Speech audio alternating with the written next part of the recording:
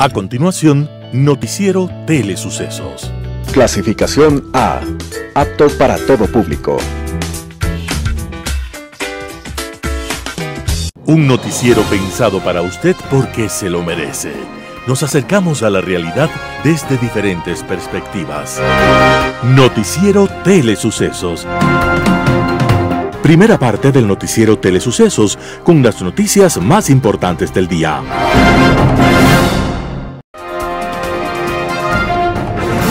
Bienvenido a su noticiero Telesucesos. Este espacio informativo llega gracias a Preescolar El Parque. Estamos seguros de ser los únicos por haber creado un lugar especial en el que las fantasías de los niños se hacen realidad y haber desarrollado un lugar excepcional para crecer, aprender y ser felices. Con orgullo tenemos la certeza de que somos el centro de desarrollo infantil más avanzado de la ciudad. Comuníquese al 099 73 72 081. Sean ustedes bienvenidos a su noticiero Telesucesos. Un día como hoy. Hubo una época en la cual los humanos, ansiosos por explicar lo que hasta entonces no era explicable, crearon los dioses del aire y del trueno, del agua, del amor y la guerra. Y otros crearon al dios de la luz o de la noche, al dios del vino, al dios del miedo y la locura. Dioses imposibles pero muy útiles para explicar misterios, para imaginar favores o para calmar miedos. Esos dioses maravillaban a otros pueblos y los intercambiaban o los tomaban prestados sin ningún conflicto, y la colección de dioses siguió creciendo. Pero hubo un momento dramático, cuando alguien dijo que no existía sino un solo Dios, uno único, y que ese único Dios era el suyo, y que los demás dioses eran falsos y despreciables. Entonces, con las religiones monoteístas, apareció la violencia religiosa. Dos de los grupos monoteístas enfrentados fueron cristianos y musulmanes. Entonces los cristianos organizaron las cruzadas para invadir territorios árabes y habían tomado Jerusalén, la ciudad sagrada de los musulmanes. Uno de los momentos más dramáticos se dio cuando Saladino, el líder musulmán, reconquistó Jerusalén. En aquel momento Saladino hubiera podido acabar con 4.000 cristianos acorralados, enfermos, sin agua ni alimentos. Sin embargo, en medio de la guerra feroz, su actitud fue generosa. El líder musulmán Saladino les ofreció barcos, agua y alimentos para que regresaran a Europa, y de esa forma les perdonó la vida. La reconquista de Jerusalén por los musulmanes y aquel acto de perdón sucedió un día como hoy, 6 de octubre de 1187. Aquel acto grandioso de tolerancia no se volvió a repetir en la historia, y menos en las guerras, donde lo primero que muere es la bondad del ser humano. Las principales noticias del día. Titulares. A 7 días de que culmine el plazo de diálogo, existen 4 mesas pendientes de concretar acuerdos y desacuerdos. 70 días tiene el Comité Permanente para encontrar las mejores fórmulas y propuestas normativas para darle sostenibilidad al IES. La ONU profundamente preocupada por la situación de las cárceles en Ecuador. Se difiere por segunda ocasión la audiencia preparatoria del juicio del caso China Kang. Con éxito se habilitó el nuevo ingreso a la estación El Labrador del trolebús. Los editoriales serán de Alberto Dajic, Federer, Nadal y el Ecuador. Martín Pallares, Novoa usó y llevó asambleístas a Moscú. Gabriel Hidalgo, el vacío de Norero. Noticias del día. A 7 días de que culmine el plazo de diálogo, existen 4 mesas pendientes de concretar acuerdos y desacuerdos. En 7 días está previsto que concluyan los encuentros entre las delegaciones de la función ejecutiva y los líderes de los 3 movimientos sociales que promovieron el paro. De acuerdo con el periodo de 90 días que se estableció en la denominada Acta de la Paz, que empujó la Conferencia Episcopal Ecuatoriana como garante de este proceso. Acceso a la salud, educación superior, empleo y derechos laborales y focalización de subsidios en los derivados de petróleo son los 4 temas que faltan consolidar y concretar de las 10 mesas que se han instalado, siendo la focalización de subsidio de derivados de petróleo el tema que se trabajará de forma permanente hasta el último día de las reuniones. Esto por su complejidad. Este miércoles 5 de octubre las reuniones se dieron alrededor de la Mesa de Educación Superior, en la que el movimiento indígena expuso sus propuestas para que se incremente el presupuesto para las universidades en 800 millones para que 200.000 estudiantes, según sus estadísticas, logren acceder a un cupo. También se espera que se concluya estándares de pluriculturalidad e interculturalidad en los centros y que se respeten las cuotas para garantizar el ingreso de jóvenes de pueblos y nacionalidades. 70 días tiene el Comité Permanente para encontrar las mejores fórmulas y propuestas normativas para darle sostenibilidad al IES. Los afiliados al Instituto Ecuatoriano de Seguridad Social podrán conocer en 70 días cuáles son las medidas que promoverá la entidad de seguridad social para garantizar la sostenibilidad del sistema. Incluso se recomendarían posibles reformas a la ley existente o una nueva ley.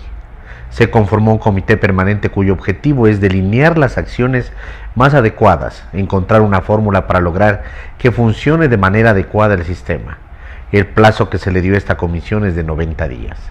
Alfredo Ortega, el presidente del Consejo Directivo del IES, indicó que la falta de financiamiento de este servicio genera una situación compleja. Uno de los temas en mira es de salud, que existan 3.5 millones de afiliados, pero en realidad los beneficiarios llegan a 7 u 8 millones. De la misma manera, en el tema del Seguro Social Campesino son 350.000 afiliados, pero se benefician 1.3 personas que son familiares de estos afiliados. Para Ortega, estos son temas humanitarios que son vitales, pero lamentablemente no se pensó en el financiamiento cuando se crearon. Otro tema que debe ser tratado en la actual administración, pero que ya está en manos de una comisión distinta por orden de la Corte Constitucional, es el tema de las enfermedades catastróficas.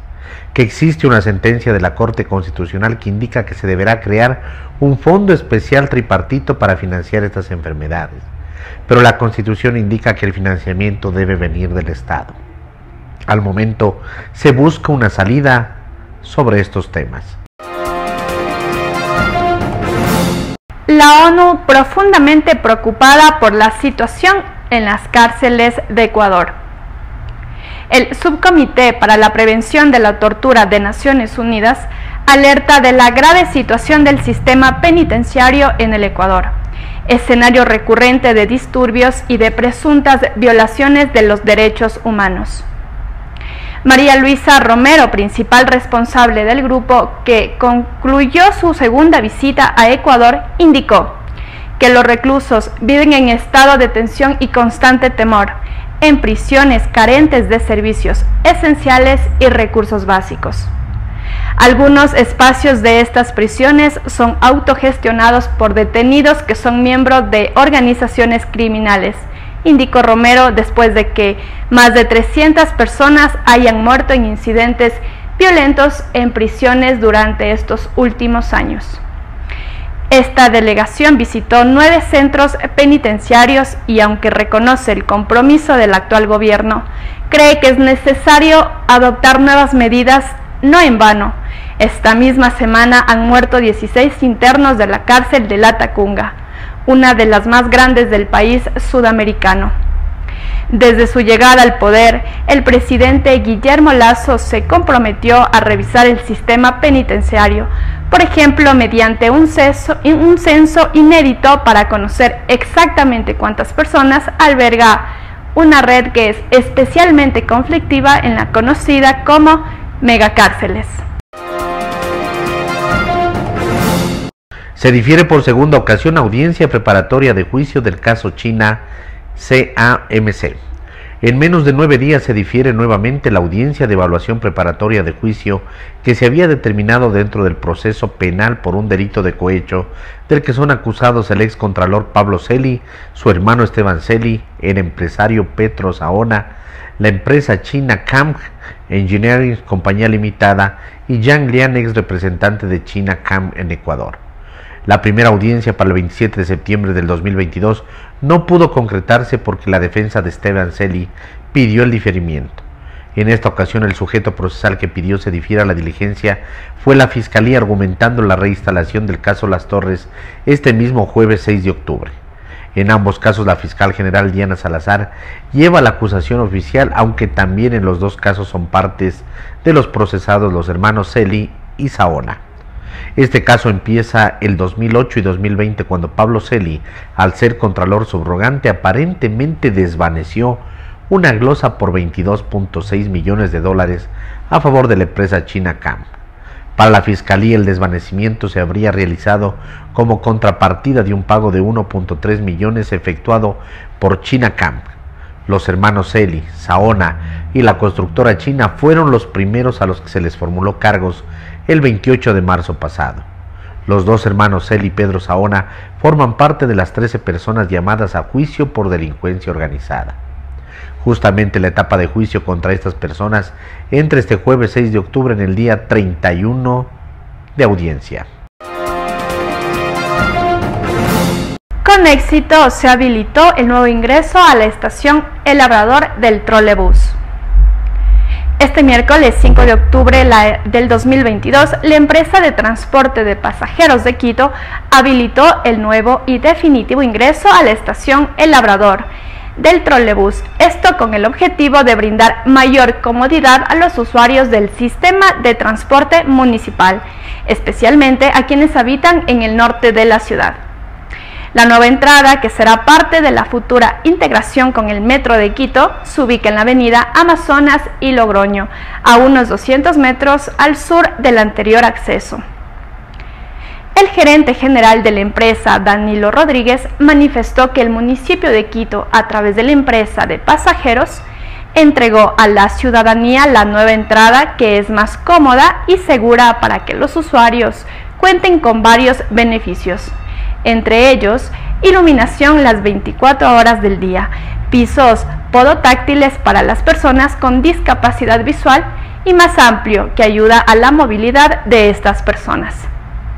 Estamos comprometidos en mejorar el servicio, por esta razón se habilita este nuevo acceso a la estación El Labrador, con la que se beneficia a cerca de 22.000 usuarios que la utilizan diariamente, principalmente a las personas que habitan en los barrios del norte de Quito, enfatizó Rodríguez. Entrevista del día. Germán Luzuriaga esta mañana en Radio Sucesos, líder del proyecto de creación de la Universidad de Seguridad Ciudadana y Ciencias Políticas, habló sobre la creación de la Universidad de la Seguridad. Veamos la nota. Mayor, gracias por acompañarnos. Buenos días. Ahora mismo hay un debate intenso sobre la necesidad o no de crear una universidad para la Policía Nacional. Todo eso toma fuerza después de la muerte, del asesinato de María Belén Bernal, y sobre los cambios que requiere la policía en su formación.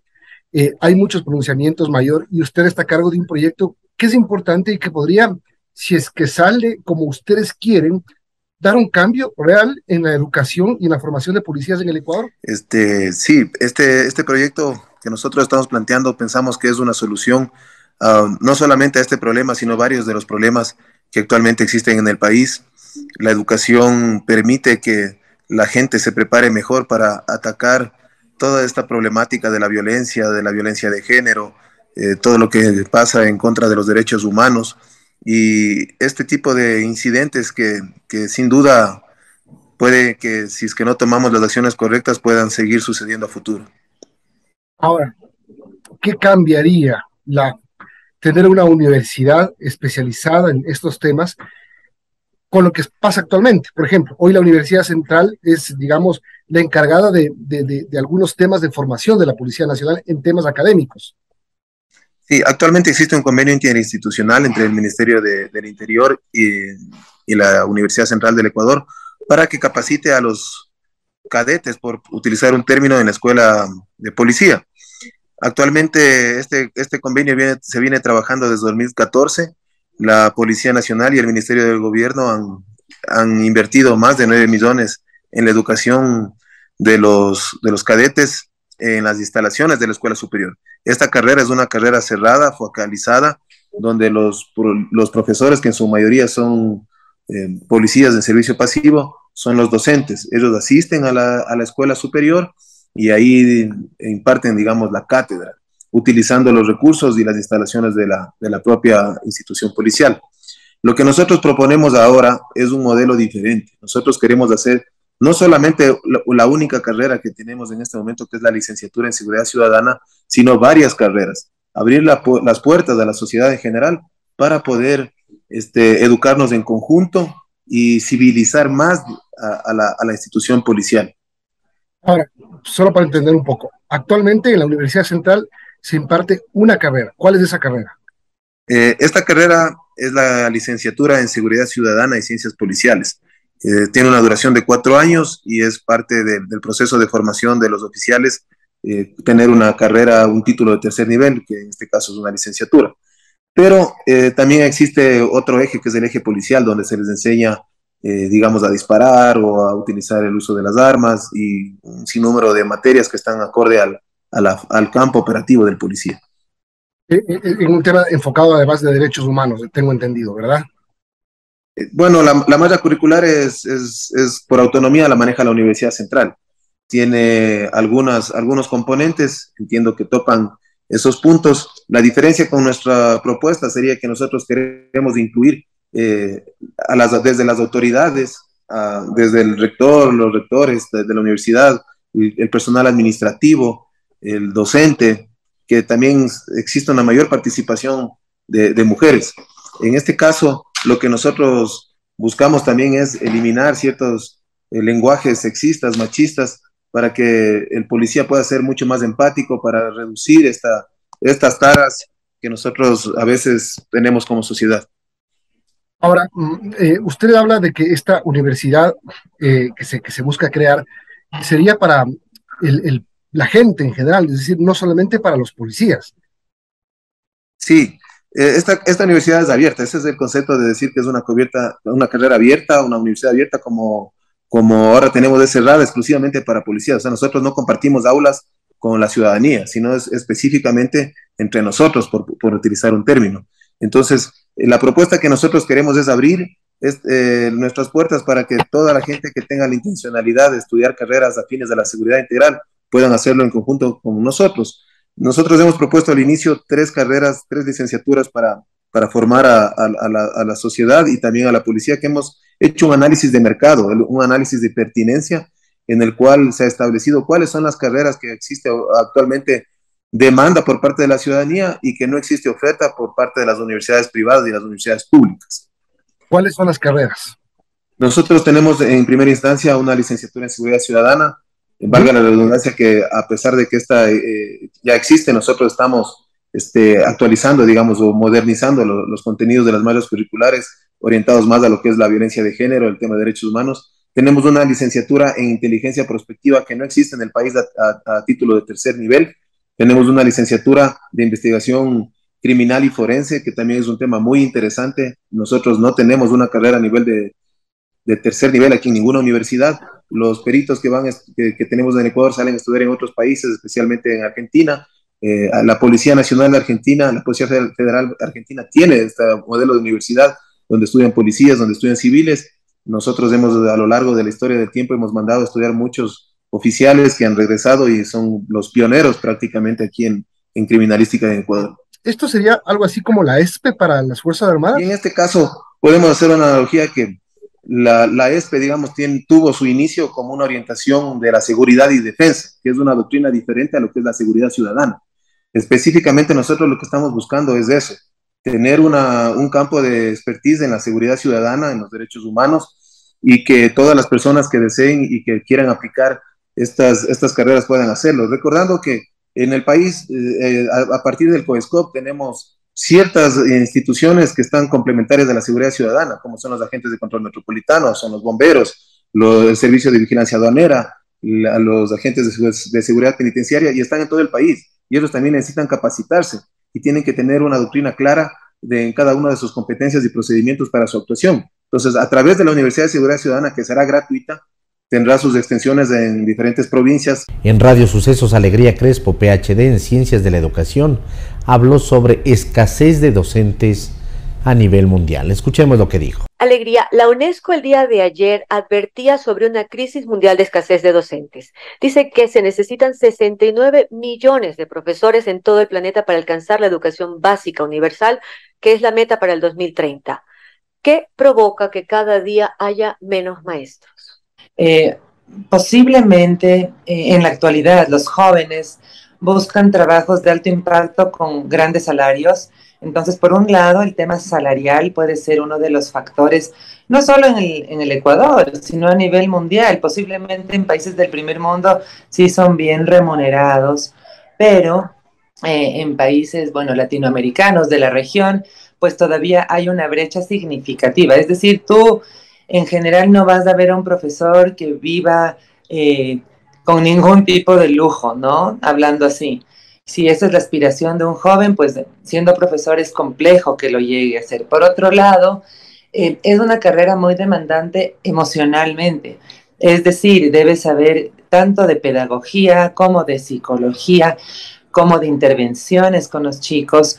Y veo con preocupación, y no es solamente a raíz de la pandemia, tenemos un déficit importante de docentes en el Ecuador. Se puede notar claramente el impacto, por ejemplo, en las universidades, carreras que tienen muchísimos estudiantes como medicina, que me parece fantástico porque el mundo necesita médicos, y carreras novedosas, carreras, digamos así, modernas, pero siempre vamos a necesitar educación. Sin embargo, posiblemente hace falta una variación en la propuesta de mallas curriculares a nivel superior. Veo que salen distintos programas permanentemente desde la neurociencia, neuroeducación, pero esto no abastece, y te hablo porque, bueno, tengo hijos en edad universitaria y me doy cuenta, ¿no es cierto?, que educación posiblemente no sería una carrera que quieran estudiar. Por otro lado, los padres de familia sí son un factor importante al momento de la elección de carrera de sus hijos. Y te digo, puesto que he estado en la dirección de carreras de educación a nivel superior, que es difícil que un padre esté satisfecho realmente y diga, wow, mi hijo estudia educación y lo voy a apoyar. Es decir, se menosprecia de alguna manera. Debemos recopilar o darnos cuenta un poco de datos históricos. Digamos, a mediados del siglo pasado, en los 50, un profesor era tan respetado como un médico, como un abogado, digamos, en ese escalafón, que puede ser algo subjetivo, ¿no es cierto?, pero era absolutamente respetado. Después hay una debacle con una permisividad extrema de pues, dejar entrar a personas que no tenían una preparación profesional y que querían ser docentes. Entonces había por ahí un padre o madre de familia que no tenía el título, pero podía ser docente porque no se requería un título. Y esto sí tiene una ola expansiva y una consecuencia importante en un poco desvalorizar, ¿no es cierto? Se siente subvalorado el maestro. Sí, posiblemente. Eso te hablo en los años 80, 85. Y posiblemente eso le quita fuerza, ¿no es cierto? Ahora se necesita, incluso se pide maestría, lo cual está muy bien, creo yo, porque el docente bien preparado debe estar en continua formación. Es algo que requerimos, que necesitamos estar muy actualizados. Ahora, todo esto involucra una inversión de tiempo, de dinero, que tal vez a muchos jóvenes en la etapa de formación superior desmotiva. Entonces, te digo, yo en mi carrera posiblemente llevo hablando 12 años de la revalorización docente, porque si queremos que el niño sea protagonista, ¿quién debe estar tras todo este protagonismo? El docente preparado. Un docente te cambia la vida para bien o te la puede cambiar para mal, lastimosamente, si no está bien preparado. Entonces, es momento de abrir los ojos y decir, bueno, ¿qué condiciones estamos dando a los docentes? Hablando de Ecuador, ¿no? Hay tantos formatos a nivel público que se deben llenar, que es un trabajo sin fin, y puede ser que esto también sea una causa de desmotivación. Es decir, tengo que llenar tanto documento permanentemente.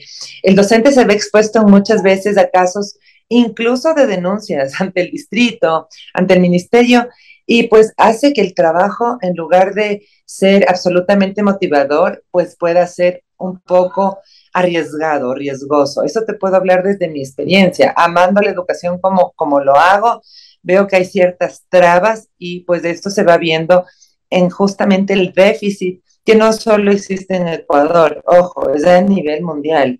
El docente termina exhausto. En Alemania, por ejemplo, hay un modelo en el cual tienen 7 años de docencia y 1 año sabático pagado por el Estado, para que realmente esta persona, este docente, pueda descansar. No se podría pedir algo así acá, pero por lo menos un buen tiempo de vacaciones, que hace 2 gobiernos se quitó eso y el docente tiene, como cualquier otro trabajador, los 15 días del año, pero el trabajo es bastante más demandante que trabajar en una empresa o con adultos o en un computador.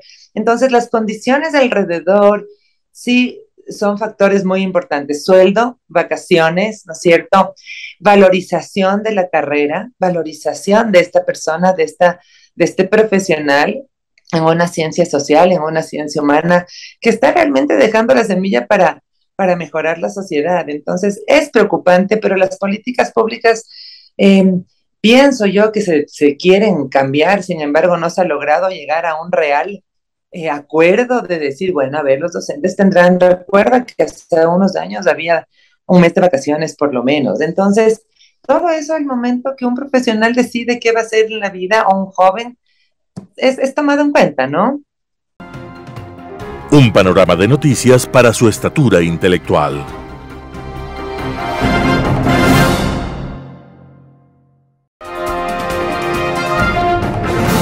Editorial. Federer, Nadal y el Ecuador. Alberto Dajic, El Universo. Hace pocos días, en el marco de la Laver Cup, torneo que el mismo Roger Federer contribuyó a desarrollar, este gran tenista e ícono deportivo se retiró oficialmente de las canchas en un partido de dobles donde hizo pareja con su archirrival y gran amigo Rafael Nadal.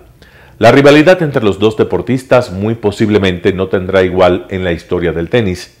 Protagonizaron partidos increíbles que elevaron el nivel y la calidad del deporte más allá de lo que ninguna otra rivalidad lo hizo.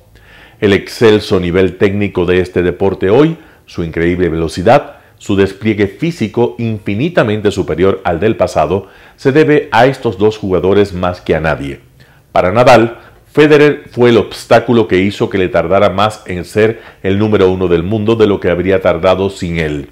Para Federer, Nadal fue la piedra en el zapato que hizo que su reinado durara menos de lo que habría durado sin él y que su áurea de invencibilidad desapareciera. Lucharon en la cancha como fieras salvajes, pelearon punto a punto todos los encuentros, tuvieron una carrera en la cual el uno perseguía al otro. Se podría pensar entonces que esa rivalidad en la cancha haría muy difícil una relación humana de amistad. Sin embargo, lo que ya se sabía pero que se confirmó de una manera sorprendente en la despedida de Federer fue todo lo contrario: la existencia de una relación humana de amistad profundísima, de un respeto mutuo y de grandes lazos afectivos no solo entre ellos, sino entre sus familias. Las frases del uno hacia el otro y las lágrimas conjuntas dejaron ver con claridad cuán amigos son y cuánto se quieren como seres humanos. ¡Qué contraste con la clase política ecuatoriana! No se entiende el concepto de rival, solo el de enemigo. No se entiende el concepto de diversidad de pensamiento, pero de pertenencia a una patria común. Han construido barreras y se han producido fragmentaciones y polarizaciones que llevan a la imposibilidad de sentarse a hablar y a discutir. El Ecuador enfrenta en forma creciente, repito, creciente, problemas que lo van convirtiendo en un país no viable. Y los políticos enfrentan en forma cada vez mayor un problema del aislamiento entre ellos y con respecto de la sociedad. Encerrados en sus feudos, en sus intereses, en sus cuotas de poder, en la búsqueda de impunidad, en el mantenimiento de privilegios y lejos del gran destino de la patria, su conducta solo lleva a que dudemos de nuestro futuro y de nuestra capacidad de sobrevivir como una nación que se pueda desarrollar acorde con nuestras capacidades. Si la despedida hubiese sido entre políticos ecuatorianos, no habrían jamás jugado en pareja, se habrían insultado, se habrían dado a raquetazos y habrían hecho todo el esfuerzo posible para que el público en el estadio se diera cuenta de que no se comunicaban entre ellos, para dejar bien claro que no están con el gobierno, que no están con el que piensa diferente, que no están con el que tiene otra ideología y que no están con el que ellos mismos aíslan por tal o cual razón. Ojalá ellos vean los videos de las entrevistas y de los que los dos jugadores dijeron respecto uno del otro y se conduelan del país para buscar entendimientos. Alberto Dajic, El Universo. Noboa usó y llevó asambleístas a Moscú. Artículo de Martín Payares publicado en el portal digital Cuatro Pelagatos. Que el viaje a Moscú no costó al Estado ecuatoriano ni un centavo y que tampoco fue financiado por el gobierno ruso, salieron a decir 2 de los 7 asambleístas que fueron en visita oficial el 14 de septiembre a Rusia. El viaje fue pagado all inclusive por el asambleísta Daniel Noboa Sin, quien preside un grupo interparlamentario de amistad entre Ecuador y la Federación Rusa, y dijeron que él elaboró la agenda. Esta confesión hecha por la correísta Joana Ortiz y por el social cristiano Jorge Avedravo a Diario El Universo tenía la evidente intención de salir a responder los comentarios por el posible gasto de fondos públicos en ese viaje y para negar que en el gobierno de Vladimir Putin, sometido a sanciones por invadir Ucrania, tuvo que ver en el desplazamiento. Sin embargo, lo dicho por este par es igual o incluso más grave que aquello que quisieron aclarar. En realidad, la confesión de Ortiz y Avedravo abre la ventana para considerar asuntos tan graves como, por ejemplo, un posible delito de tráfico de influencias que trae sanciones penales. Hay que entender que el asambleísta Noboa es presidente de una de las empresas exportadoras de banano más grandes del país y que uno de sus principales clientes es precisamente Rusia. Un cliente que por las sanciones internacionales no puede comprar banano ecuatoriano. Se estima que las exportaciones ecuatorianas de banano cayeron en un 8.05% desde que están vigentes las sanciones. Según la agenda de los asambleístas publicada por organismos oficiales de la Federación Rusa, el eje de la visita fue promover y estimular las compras rusas de banano ecuatoriano y otros productos. Por eso tuvieron reuniones con altos funcionarios del Ministerio de Comercio y otros organismos vinculados con el tema del intercambio comercial, incluso con funcionarios de la Cancillería rusa. El grupo de asambleístas viajeros estaba integrado, además de Noboa, por la vicepresidenta de la Asamblea, Marcela Holguín, 2 de sus coidiarias correístas, Pamela Aguirre y Joana Ortiz, Joana Moreira de la Izquierda Democrática y Jorge Avedravo del Partido Social Cristiano. Al salir a aclarar que no solo los pasajes sino los viáticos fueron cubiertos por Noboa, los asambleístas estaban confirmando que viajaron en una misión comercial de la Asamblea para trabajar por los intereses económicos de la familia Noboa. ¿Tráfico de influencias? El artículo 285 del Código Orgánico Integral Penal dice que los servidores públicos y las personas que actúen en virtud de una potestad estatal en alguna de las instituciones del Estado, prevaleciéndose de las facultades de su cargo o de cualquier otra situación derivada de su relación personal o jerárquica, ejerza influencia en otra u otro servidor para obtener un acto o resolución favorable a sus intereses o de terceros, y que serán sancionados con pena privativa de libertad de 3 a 5 años. El Grupo Interparlamentario de Amistad entre la República del Ecuador y la Federación de Rusia fue creado por un pedido de Daniel Noboa a la Asamblea en enero del 2022 e integrado por él con los 7 viajeros. Según revela El Universo, ¿cómo es posible que la Asamblea haya aprobado un viaje costeado por un grupo empresarial privado? El viaje de los asambleístas destapa un tema de inconsistencia con la política exterior del país. Según el artículo 171 de la Constitución, la política exterior la fija el Ejecutivo y la Asamblea no tiene facultades para ir en contra de las líneas que ese poder establezca. Ecuador es parte de un grupo de países democráticos que han decidido sostener sanciones económicas y políticas a Rusia por su decisión unilateral de invadir Ucrania. ¿Cómo es posible que el presidente de la Asamblea, Virgilio Saquicela, haya permitido el viaje a Rusia de un organismo que hace parte de la función legislativa? Por ese motivo, el canciller Juan Carlos Holguín anunció que pidió a Saquicela información sobre el viaje porque no hay duda de que se han cometido actos que riñen con la política exterior, que debe estar coordinada con lo que el Ejecutivo posiciona. Lo expresó en una entrevista en Notimundo. El canciller insinuó que lo hecho por los asambleístas podría significar su destitución, pues eso ocurre en otros países. Es de suponer que por sesgo ideológico Marcelo Holguín, Pamela Aguirre y Joana Ortiz no hayan tenido empacho en reunirse con funcionarios del régimen de Putin, que se embarcó en una de las aventuras más abominables de la historia contemporánea, la invasión a un país soberano como Ucrania, donde se han cometido horrendos crímenes contra la población civil. Las tres hacen parte de un movimiento político que no ha escondido sus simpatías y coincidencias con el autócrata de Putin. Sin embargo, sorprende lo ocurrido con los otros 5 miembros de la comitiva, que con su viaje se exponen incluso a potenciales sanciones de países como Estados Unidos y la Unión Europea, que impulsan las sanciones contra Putin. Daniel Noboa, por ejemplo, está desafiando las sanciones económicas y financieras impuestas por Estados Unidos. En su caso hay un dato adicional: él tiene la ciudadanía estadounidense. Cuatro Pelagatos consultó a la Embajada de los Estados Unidos sobre la posibilidad de que haya sanciones en contra de los otros asambleístas, pero no recibió respuesta. El viaje de 7 asambleístas sintetiza lo peor del rastacuerismo político criollo: el afán de hacer turismo parlamentario pagado por la inmensa chequera de un oligarca bananero, sin que eso les inquiete. Para eso, los correístas, supuestamente enemigos del capital, están siempre listos. Tampoco les alarma en lo más mínimo las consecuencias que todo aquello acarrea para el país, y para ellos seguramente por la inmensa ignorancia que les adorna y la prepotencia que les da la seguridad que tienen de ser impunes a todo.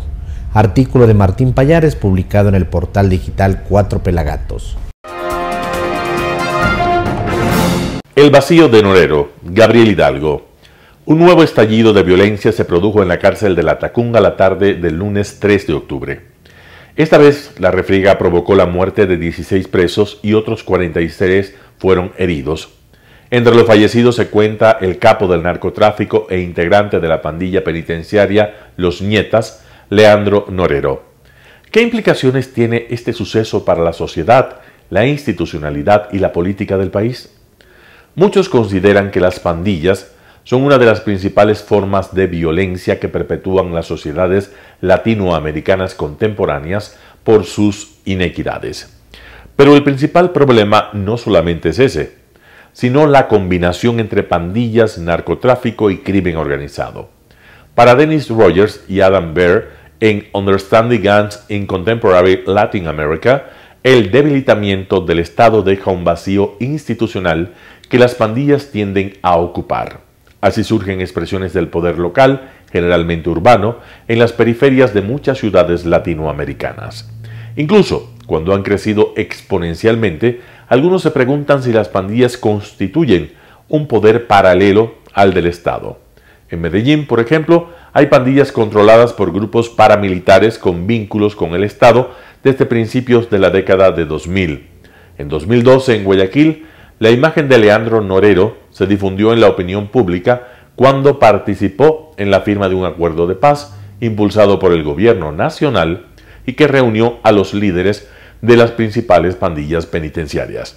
Incluso hay fotografías de Norero en compañía de Rafael Correa y de Ricardo Patiño, altos dirigentes de la llamada Revolución Ciudadana. Correa y Patiño fueron presidente y ministro de Relaciones Exteriores del Ecuador, respectivamente. Como parte del acuerdo de paz, unos 300 líderes de estas bandas se afiliaron públicamente a Alianza País, el partido político del expresidente Rafael Correa, ahora conocido como Revolución Ciudadana.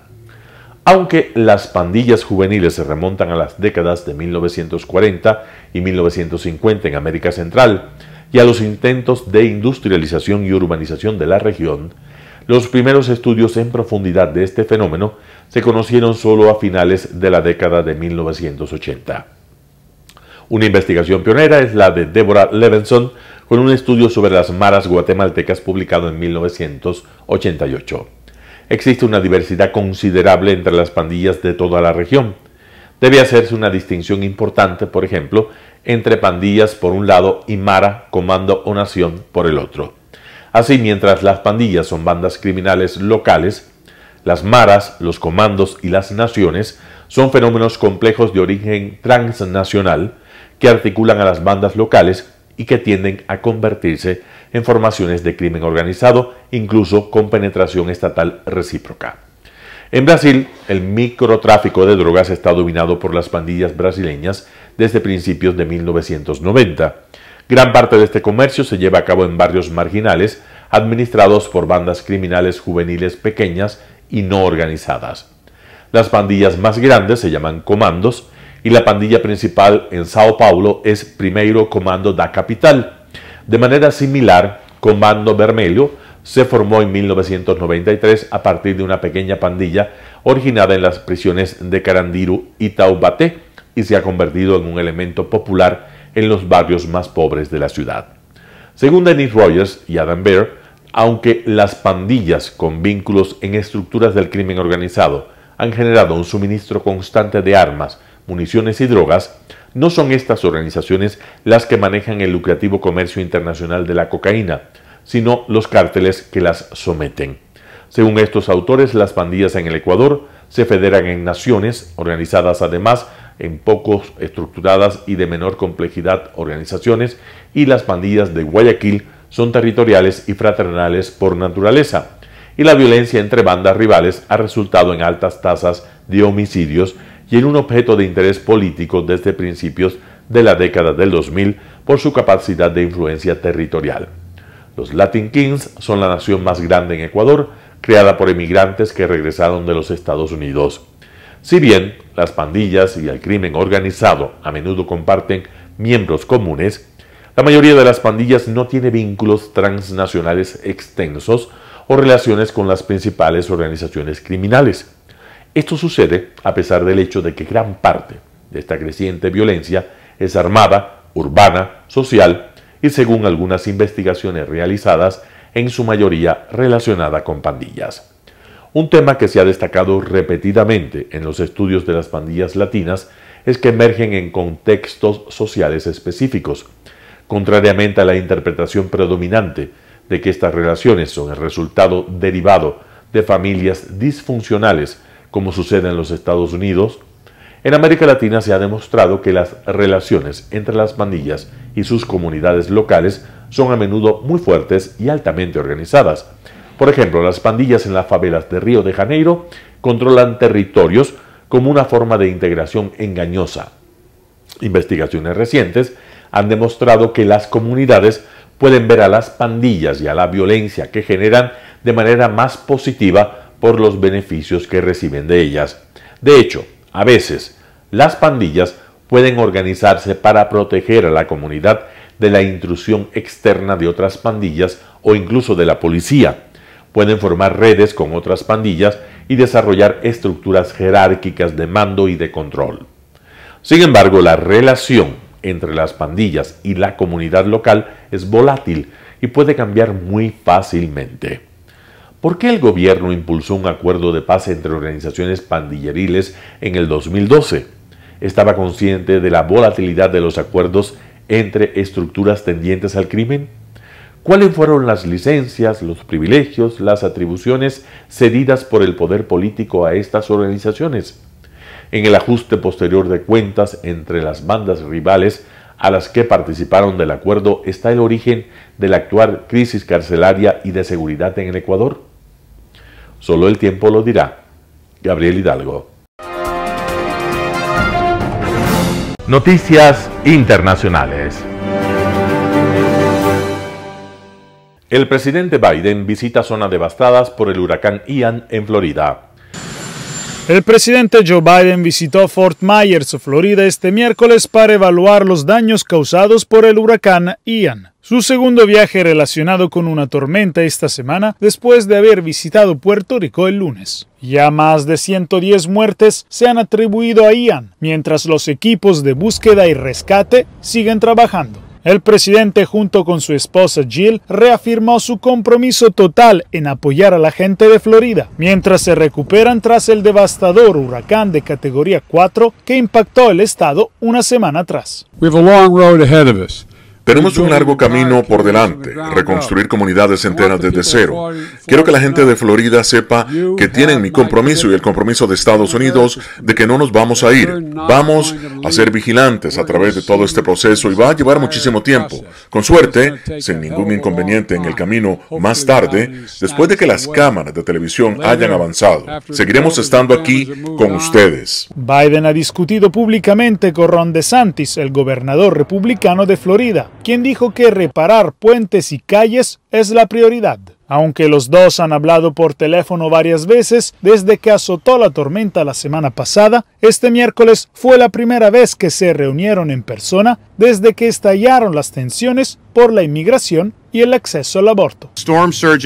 La marejada ciclónica que viste por aquí cumplió con las expectativas más altas, y has visto el daño significativo que puede causar. Así que estoy agradecido de que todos se hayan unido.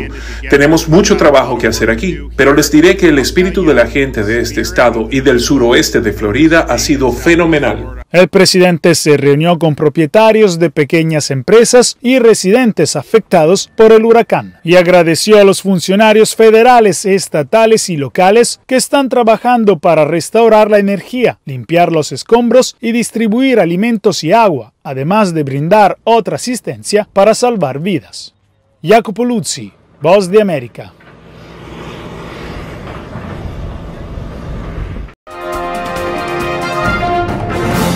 El gas ruso vuelve a llegar a Italia vía Austria, pero solo representa el 10% de las importaciones. La noticia de que el gigante energético ruso Gazprom va a reanudar el suministro de gas a Italia a través de Austria ha tranquilizado a mucha gente aquí. El gas ruso representa ahora el 10% de las importaciones italianas frente a un 40% anteriormente. A pesar de que Italia depende menos del gas ruso, el experto en energía Davide Tabarelli cree que tanto Italia como Europa aún no están fuera de peligro y que esto es un aviso de lo que vendrá, ya que se acerca la temporada de invierno. Es una señal de lo que probablemente ocurrirá durante la próxima temporada de invierno, cuando las importaciones de gas ruso en Italia se reduzcan a cero, algo que ya ocurrió con los gasoductos Nord Stream en Alemania. Rusia está causando un grave daño económico. Eso es porque Rusia sabe que el 40% de nuestro consumo depende de ellos, por lo que es difícil de sustituir. Además, las decisiones en la UE se toman a través de un proceso democrático muy complejo, y aunque las reservas de gas en toda Europa se hayan llenado al 90%, no es suficiente. En Italia han aumentado 11.000 millones de metros cúbicos, pero en invierno consumimos hasta 40.000 millones de metros cúbicos, dice.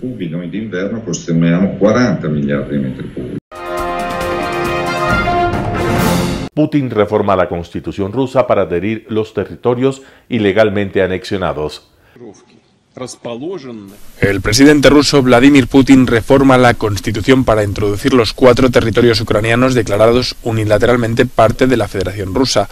La anexión ilegal de Donetsk, Lugansk, Jersón y Zaporilla ha obligado al líder ruso a enmendar el artículo 65 de la Carta Magna. En una videoconferencia con profesores rusos, Putin ha reconocido que la situación es complicada allí. Tenemos 3 millones de ciudadanos rusos de origen ucraniano. No hacemos, nunca hicimos ni vamos a hacer ninguna diferencia entre rusos y ucranianos. Pero siguiendo nuestro propio camino, y creo que este camino es constructivo, sin duda alguna, acabaremos con todo lo que nos impida avanzar.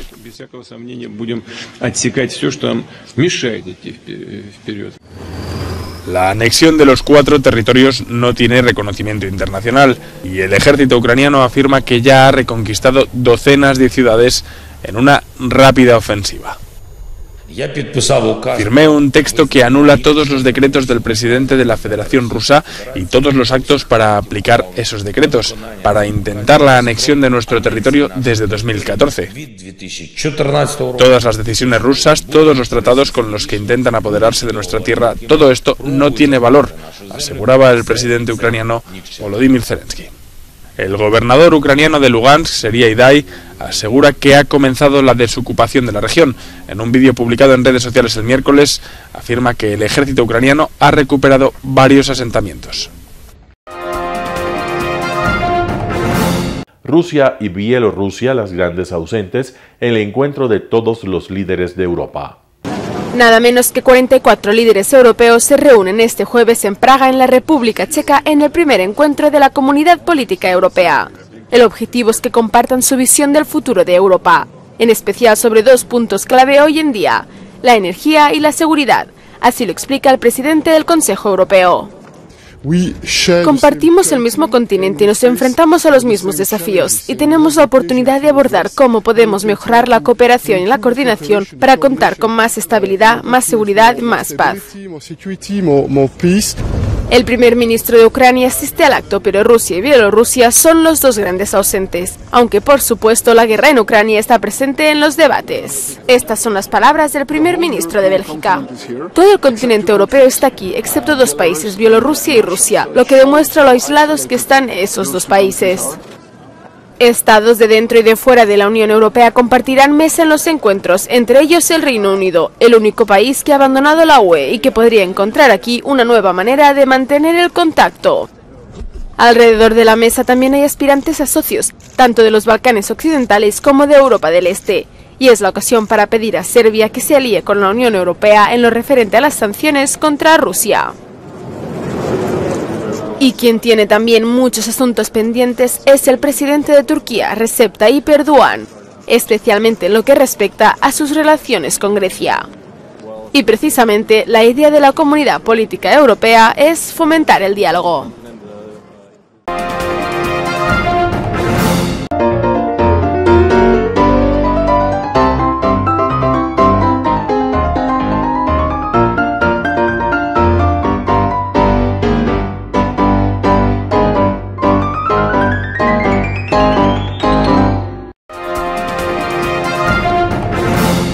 Gracias por sintonizar el noticiero Telesucesos. Este espacio informativo llegó gracias a Preescolar El Parque. Estamos seguros de ser únicos por haber creado un lugar especial en la que las fantasías de los niños se hacen realidad y haber desarrollado un lugar excepcional para crecer, aprender y ser felices. Con orgullo tenemos la certeza de que somos el centro de desarrollo infantil más avanzado de la ciudad. Comuníquese al 099 73 72 087. Síganos en nuestras redes sociales, en Facebook como Telesucesos Quito, Instagram @Telesucesos, en Twitter como Telesucesos 29, en YouTube como Telesucesos HD y en nuestra página web como www.telesucesos.net. Gracias por acompañarnos. El noticiero Telesucesos es retransmitido de lunes a viernes a las 7 horas por Radio Planeta Sur 106.1 FM de la ciudad de Loja. Noticiero Telesucesos.